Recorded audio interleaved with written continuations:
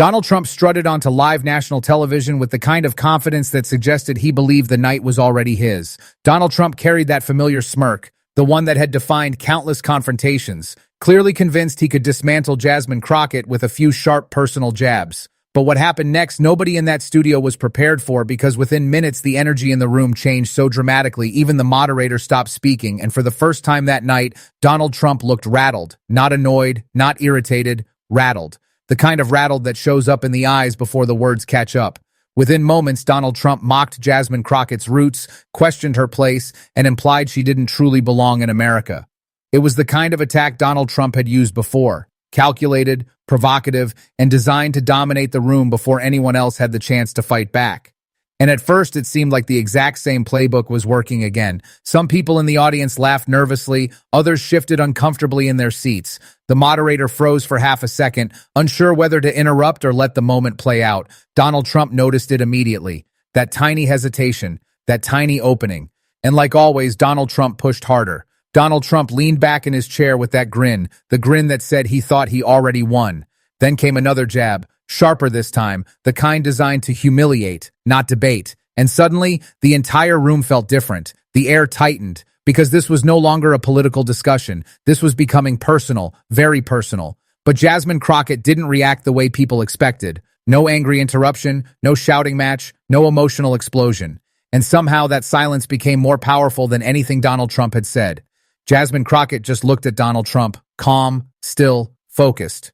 And that calmness started making people uncomfortable, because it felt like Jasmine Crockett knew something the rest of the room didn't. What began as a routine political exchange quickly transformed into something far more intense. A moment that would leave Donald Trump visibly shaken and ultimately storming off stage in frustration. But nobody knew that yet. At that point, viewers at home still thought this would be another chaotic TV clash, another loud segment, another viral argument, another night of headlines. What they didn't realize was that Jasmine Crockett was waiting patiently.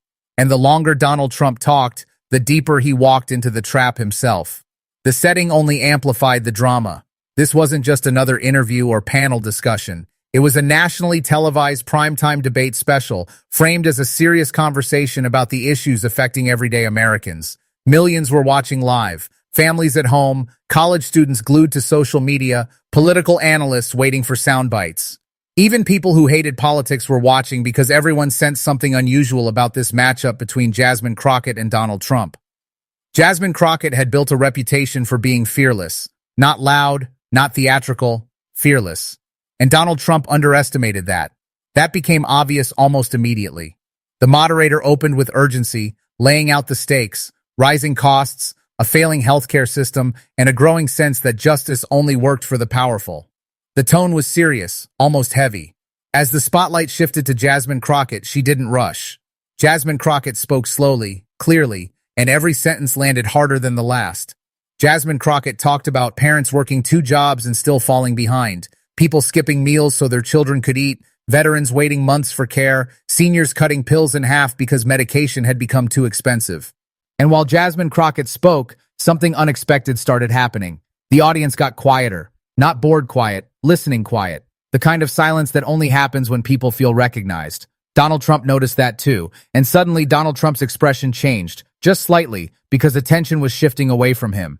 That was the moment everything started unraveling. And then Donald Trump interrupted with a loud chuckle in a dismissive tone. Donald Trump cut through the moment, brushing aside Jasmine Crockett's concerns as if they were nothing more than exaggerated stories. Donald Trump waved his hand dramatically. "You people always make everything sound worse than it is," Donald Trump snapped. A few gasps escaped the audience, but Donald Trump kept going. Donald Trump's voice got louder, sharper. Then came the remark that changed the entire night. A remark so personal, even some of Donald Trump's own supporters looked uncomfortable hearing it. The moderator blinked in disbelief. One audience member actually covered their mouth, and then silence. Complete silence. The kind that feels heavy. Donald Trump sat back, almost satisfied, like he expected the moment to crush Jasmine Crockett. But Jasmine Crockett still didn't react. That's what made it terrifying. Jasmine Crockett just folded her hands together, looked directly at Donald Trump, and waited. 3 seconds, 4 seconds, 5. It felt endless. Then Jasmine Crockett finally leaned toward the microphone. "You made it personal," Jasmine Crockett said calmly. "So, let's talk personal." And instantly, the entire atmosphere changed. Because the confidence Donald Trump walked in with vanished for just a split second. Most people missed it, but it was there. That tiny flicker in Donald Trump's expression, that brief uncertainty, Jasmine Crockett saw it too, and Jasmine Crockett moved in immediately. Jasmine Crockett pivoted directly to the image Donald Trump spent years building: family values, respect, patriotism. But Jasmine Crockett didn't attack emotionally. That's what made it devastating. Jasmine Crockett used Donald Trump's own words, Donald Trump's own interviews, Donald Trump's own public statements, one after another. Methodical, controlled, precise. Every sentence tightened the pressure a little more. Donald Trump tried interrupting. Jasmine Crockett kept going. Donald Trump laughed loudly. The audience didn't laugh with him this time, and that's when people watching at home started realizing something shocking. This wasn't becoming a Donald Trump domination moment, it was becoming a collapse. Methodically, Jasmine Crockett referenced Donald Trump's own statements, Donald Trump's own narrative. Then Jasmine Crockett posed a question so direct it seemed to freeze the air in place. The audience gasped. Even the moderator leaned back because nobody expected Jasmine Crockett to go there. Donald Trump opened his mouth immediately, then stopped. Just stopped. For one strange second, Donald Trump had no response. No joke, no insult, no comeback. And television cameras are brutal during silence. They zoom in. They linger. Every twitch becomes visible. Donald Trump's smile started looking forced. Donald Trump's fingers tapped the table. Donald Trump's jaw tightened. And suddenly, the man who walked onto stage acting untouchable looked cornered. For the first time that night, Donald Trump faltered. Donald Trump's response lacked the confidence he had walked in with. The laughter sounded forced. The usual rhythm of Donald Trump's attacks broke apart as Donald Trump struggled to regain control. You could feel it happening in real time. The momentum was gone. And once a live audience senses weakness, everything changes. Donald Trump tried speaking over Jasmine Crockett again, but now the interruptions felt desperate instead of dominant. That difference matters. People feel it instantly.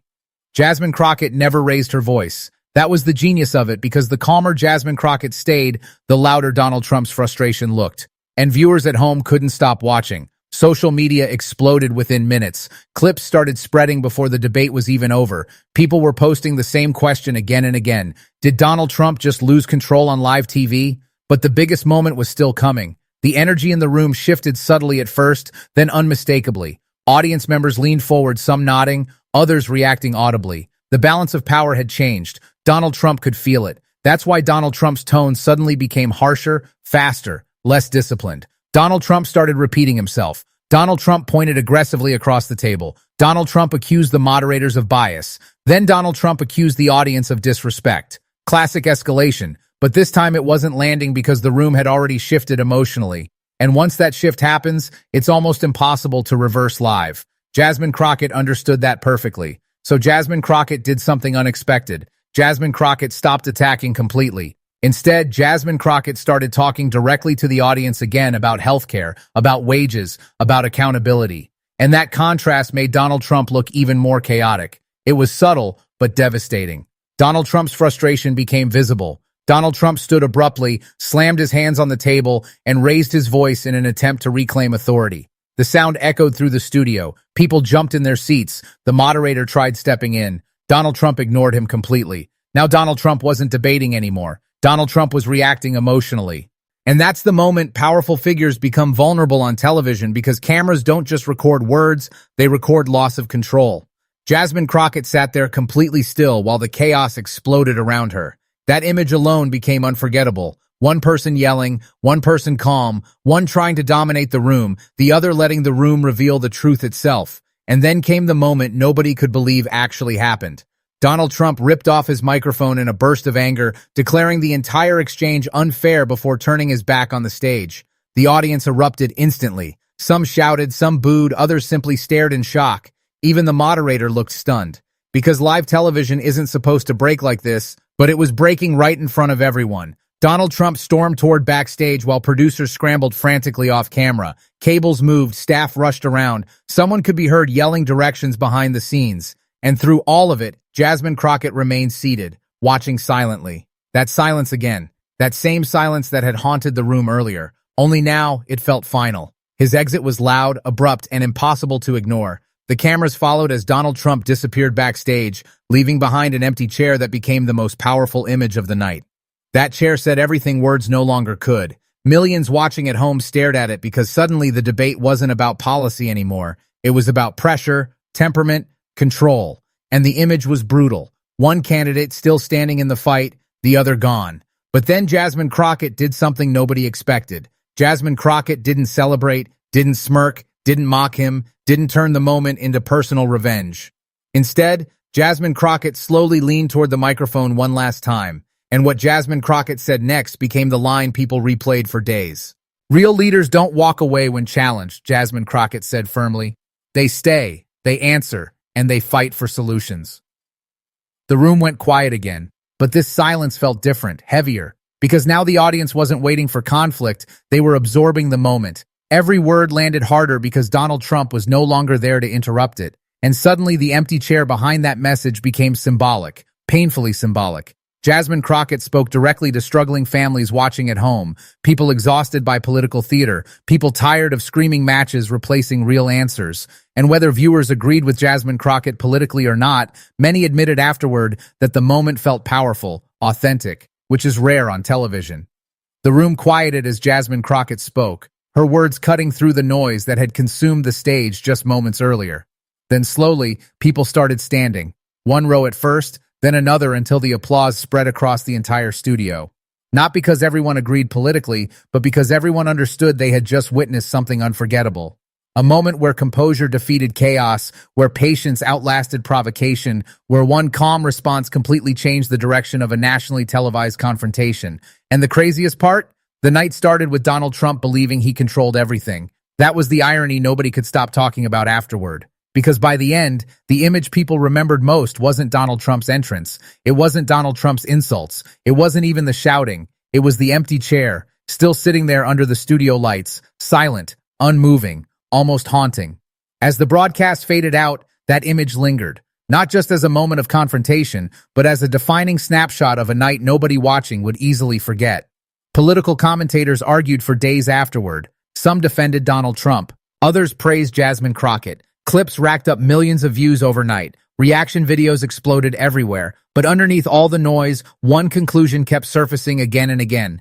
Pressure reveals people, and live television reveals pressure faster than anywhere else. Because there's no editing, no second take, no reset button, just raw reaction, real time. And on that stage, under those lights, millions of people believed they watched a moment where control completely slipped away. Not because someone shouted louder, but because someone stayed calmer. That's what made the moment unforgettable. The contrast. One figure consumed by anger, the other completely unshaken by it. And long after the camera shut off, that contrast stayed burned into the minds of viewers everywhere. Because sometimes the loudest moment in a room is the person who refuses to lose control.